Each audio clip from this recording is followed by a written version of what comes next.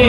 আর যেই সময়খানে নবী পাকের জন্য নিজের দাসনীকে সাউবিয়াকে আঙ্গুল দেখিয়ে যে সভাতে আজাদ করেছিল, পিপসা লাগে যখন আঙ্গুল খানা আবু লাহাব চুষে পিপসা ঢুকে যায়, আজাদ হালকা হয়ে যায়।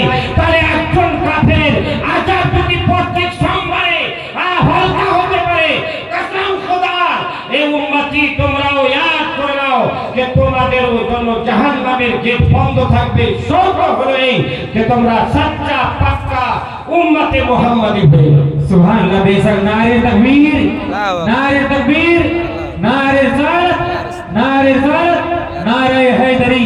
मसलक आला हजरत हजरत अल्लामा मौलाना मुफ्ती नसीम रजा साहब किबला।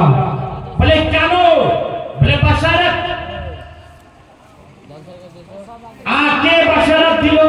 বলে বাশারত সবাইবা আবা লাহাব বেমাউলিহি ওয়া আতাকাহা।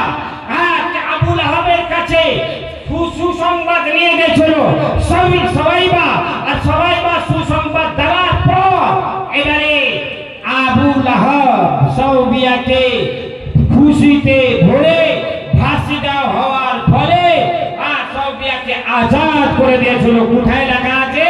বুখারী শরীফের শারহ ফাতহুল বারী সাফা নম্বর 167 তে লেখা আছে। আর এই হাদিসটি সাউবিয়াকে আজাদ করা হয়েছিল যে বুখারী শরীফ দ্বিতীয় খণ্ড কিতাবুন নিকাতে এই হাদিসটি লেখা। जी जी बेशक सुभान अल्लाह। মুহতারাম হযরত, তাহলে আপনারা এই যে ফাতিহা করছেন এটা ভালো না